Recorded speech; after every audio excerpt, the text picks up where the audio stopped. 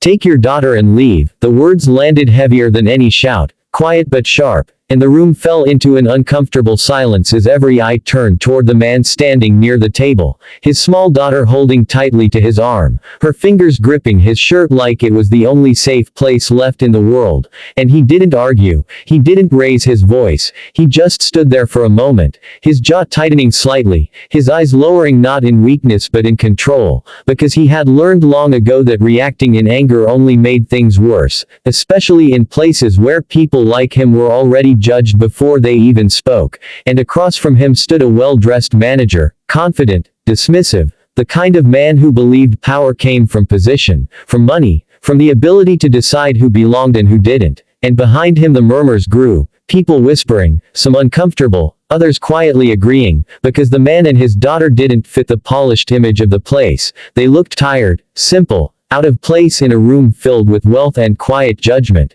and the little girl looked up at her father with wide, confused eyes, not fully understanding what was happening, but feeling the tension, the rejection, the silent message that they were not welcome, and that hurt more than any words. And the father gently placed his hand over hers, squeezing softly, as if to say everything would be okay even though he wasn't sure himself, and he nodded once, a small, controlled gesture, then turned to leave without saying a word, because sometimes dignity meant walking away when you were pushed out, even when it hurt, even when it felt unfair. And as they walked toward the door, the sound of their steps echoed faintly, slower than usual, heavier than they should have been. And no one stopped them, no one spoke up, because the man giving the order was not just anyone, he was someone important, someone connected, someone people didn't question. And outside, the air felt colder than it should have, and the girl finally spoke in a soft voice, asking if they did something wrong, and the father paused,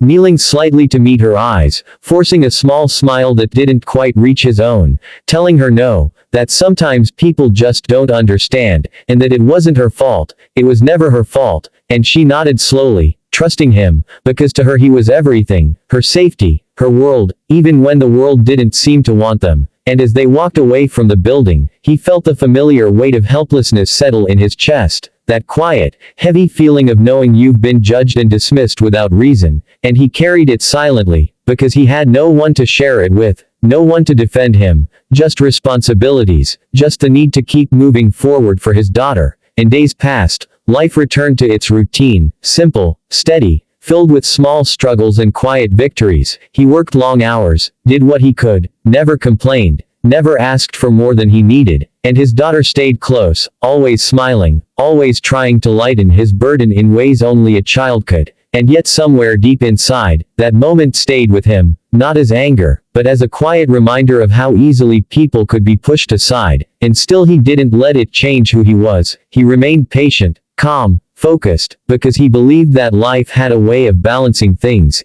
even if it took time, even if it wasn't obvious at first. And then one morning, something unexpected happened. He received a call, simple, brief, asking him to come to the same place again. No explanation, no apology, just a request. And he hesitated for a moment, unsure, remembering the humiliation, the cold looks, the words that had sent him away. But his daughter looked at him with quiet trust, and something inside him told him to go, not out of pride, but out of a strange sense of calm curiosity. And when they arrived, the atmosphere was different, quieter, more tense. The same people were there, but their expressions had changed, less confident, more uncertain. And the man who had told them to leave was no longer standing tall, his posture slightly stiff, his voice less certain. And before anyone could say anything, another figure entered the room, someone whose presence shifted everything without a single word. The CEO himself, a man known for his sharp decisions and controlled demeanor,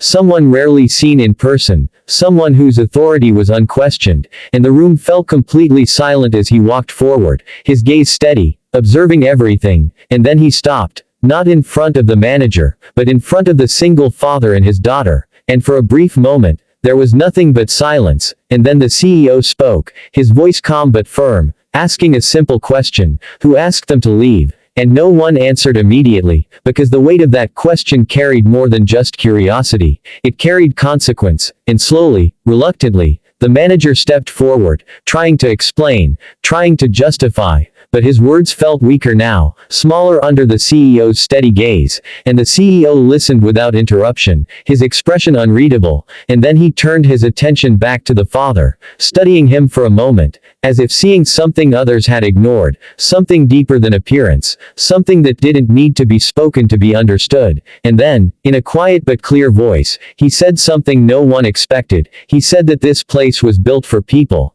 not for pride, not for image, and certainly not for exclusion, and he apologized, not loudly, not dramatically, but sincerely, and the room shifted in that moment, because no one had expected someone in his position to acknowledge a mistake, let alone correct it so openly. And then he did something even more surprising. He offered the man an opportunity, not as charity, not as sympathy, but as recognition, recognizing his quiet strength, his dignity, his patience in the face of disrespect. And the father stood there, still calm, still composed, but something in his eyes softened slightly, not from pride, but from a quiet sense of being seen, truly seen. And his daughter looked up at him again, this time with a small smile, sensing that something had changed, something good. And the CEO then turned to the manager, his voice firm now, explaining that leadership was not about control, but about understanding, not about pushing people out, but about lifting them up. And in that moment, the power in the room shifted completely, not through anger, not through force, but through quiet justice, the kind that arrives without noise but leaves a lasting impact. And as the father and his daughter stood there, no longer out of place, no longer dismissed, it became clear to everyone watching that strength does not always speak loudly, that dignity does not need to prove itself, and that sometimes the most powerful change comes not from those who demand respect, but from those who quietly deserve it all along. And as they walked out again, this time not with heavy steps but with calm confidence, the world outside felt a little different, not because everything had changed, but because something inside had, a quiet reminder that even in moments of humiliation, patience can lead to something unexpected, something just, something that restores more than it takes away.